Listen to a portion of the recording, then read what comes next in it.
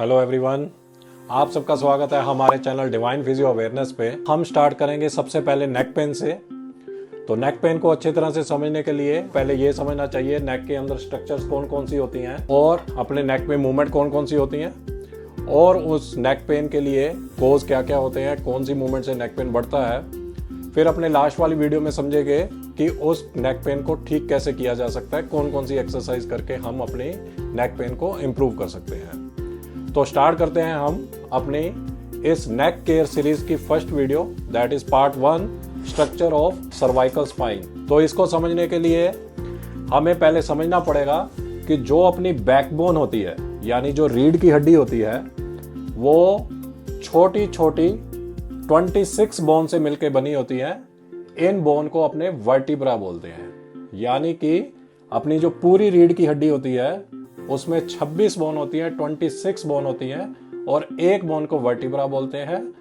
और इसी तरह ये पूरी जो रीढ़ की हड्डी होती है उसको 5 भागों में डिवाइड करते हैं। पहला जो अपना गर्दन वाला पार्ट है उसको अपने सर्वाइकल बोलते हैं। दूसरा जो मिड बैक वाला पार्ट है उसको अपने थोरेसिक बोलते हैं। तीसरा जो लोअर बैक वाला पार्ट है उसको लंबर बोलते हैं। उसके बाद सैक्रम पार्ट और लास्ट टेल बोन वाला जो पार्ट होता है उसको कोकिक्स बोलते हैं। दैट मीन्स अपनी जो रीढ़ की हड्डी होती है उसमें 26 छोटी छोटी बोन हुई और उस बोन को फंक्शन के अकॉर्डिंग पार्ट में डिवाइड कर दिया। 5 पार्ट्स हैं। पहला पार्ट सर्वाइकल, दूसरा थोरेसिक, तीसरा लंबर, चौथा सैक्रल और 5वां कोकिक्स होता है। तो जो सर्वाइकल पार्ट होता है उसके अंदर 7 क्या होती हैं, छोटी छोटी बोन्स होती हैं। तो उसको अपने डिनोट करते हैं C से। आपने एक्सरे देखा होगा, MRI देखा होगा, वहां पे लिखा होता है कि C4 C5 डिस्क बल्ज है। दैट मीन्स आपकी चौथी और 5वें नंबर की जो नेक की बोन है, वर्टिब्रा है, उसके बीच की जो डिस्क है उसमें प्रॉब्लम है, तो वो C4 और C5 लिखा जाएगा। इसी तरह से C6 C7 का मतलब है 7वें नंबर और 6ठे नंबर की जो अपनी सर्वाइकल वर्टिब्रा है उसके अंदर कोई प्रॉब्लम है। तो अपनी जो ये सर्वाइकल बोन्स होती हैं, हर 2 बोन के बीच में से नर्व निकलती है।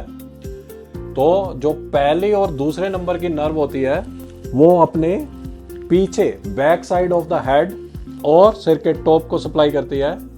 तीसरे नंबर की जो नर्व होती है वो कान और नेक के आगे वाले एरिया को सप्लाई करती है। चौथे नंबर वाली जो नर्व होती है वो शोल्डर वाले एरिया को सप्लाई करती है। और 5वें से लेकर T1 वो जो नर्व है, यानी 5वें, 6ठे, 7वें, 8वें नंबर की नर्व और एक नीचे वाले स्पाइन की नर्व, थोरेसिक स्पाइन की नर्व, अपनी बाजू में सप्लाई करती है। तो इससे अपने को पता चल जाता है कि आपकी प्रॉब्लम जो है वो ऊपर वाले स्पाइन में है, बीच वाले में है या फिर लोअर सर्वाइकल में है। अब इन नर्व के साथ बीच में से क्या होता है, अपने ब्रेन को सप्लाई करने के लिए 2 आर्टरीज जाती हैं, यानी कि खून का दौरा करने वाली नसें जाती हैं, जिनको अपने वर्टिबल आर्टरीज करते हैं। अगर कहीं भी गर्दन में जॉइंट के सूजन की वजह से इस पे दबाव आ जाए या डिस्क की वजह से ये जो लाल रंग की दिखाई हुई हैं, ये अपने ब्रेन को ब्लड सप्लाई देती है, इनको वर्टिबल आर्टरीज बोलते हैं। अगर इन पे दबाव आ जाए तो आपको सर्वाइकल की वजह से हल्का चक्कर भी महसूस हो सकता है। अब भगवान ने क्या किया है, इन 2 बोन के बीच में झटका ना लगे और अपने जो हेड का वेट है, एक ह्यूमन हेड का वेट उसकी बॉडी का लगभग 7 to 8% होता है। यानी कि एक आदमी जिसका वेट 60 kg है उसके हेड का वेट जो है वो लगभग 4.8 kg के आसपास होगा। तो इस हेड का वेट जो है वो इस सर्वाइकल स्पाइन के ऊपर ट्रांसमिट होता है। तो जब अपने चलते हैं या एकदम से लेट कर उठते हैं तो इन 2 बोन के बीच में जर्क ना आए, झटका ना आए, उसको बचाने के लिए बीच में एक कुशन लाइक स्ट्रक्चर होती है। इस कुशन लाइक स्ट्रक्चर को अपने डिस्क बोलते हैं। ये जो पार्ट दिखाया हुआ है इसको अपने डिस्क बोलते हैं। हर 2 बोन के बीच में डिस्क होता है, पहली और दूसरी वाली बोन को छोड़कर, यानी C1 और C2 के बीच में डिस्क नहीं होती है। बाकी सबके बीच में C2, C3, C3, C4, C4, C5 के 2 बोन के बीच में डिस्क होती है। टोटल अपनी जो बोन होती है 7, लेकिन टोटल जो नर्व होती है सर्वाइकल स्पाइन में वो होती हैं 8।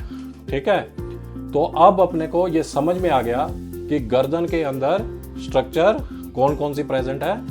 अब क्या होता है, ये जो अपना सर्वाइकल स्पाइन है वो क्या करता है, अपने को चारों तरफ अच्छे तरह से देखने में मदद करता है। यानी इसी सर्वाइकल स्पाइन की वजह से ही हम क्या कर सकते हैं, अपने हेड को लेफ्ट राइट घुमा सकते हैं, ऊपर और नीचे झुका सकते हैं और साइड बेंड कर सकते हैं। यानी ये लेफ्ट बेंड कर सकते हैं और राइट बेंड कर सकते हैं। 6 मूवमेंट अपने कर सकते हैं, left rotation, right rotation, left bending, right bending, forward bending and backward bending. तो 6 मूवमेंट अपने क्या कर सकते हैं, इस सर्वाइकल स्पाइन के ऊपर मूवमेंट कर सकते हैं। अब जब मूवमेंट होती है तो बॉडी में जहां भी मूवमेंट होती है वो मूवमेंट करवाती हैं मसल्स। यानी मैं हाथ को चला पा रहा हूं तो ये मेरी हाथ की बोन को मुड़ने के लिए जो फंक्शन कर रही हैं वो मसल्स हैं। इसी तरह ही अपने नेक में क्या होती हैं, मसल्स होती हैं जो गर्दन को पीछे की तरफ, आगे की तरफ और साइड वाइज बेंड करवाती हैं और साइड रोटेट करवाती हैं। यानी कि बोन का काम हुआ हेड के वेट को ट्रांसफर करना किधर, नीचे थोरैसिक स्पाइन पे, बीच में इसके स्पाइनल कॉर्ड होती है उसको प्रोटेक्ट करना, वो भी किसका काम है, सर्वाइकल वर्टिब्रा का काम है। और इस बोन को मूवमेंट करवाना वो किसका काम है, वो मसल्स का काम है। ठीक है, तो इस तरह से क्या होती है अपने सर्वाइकल स्पाइन में स्ट्रक्चर्स होती है।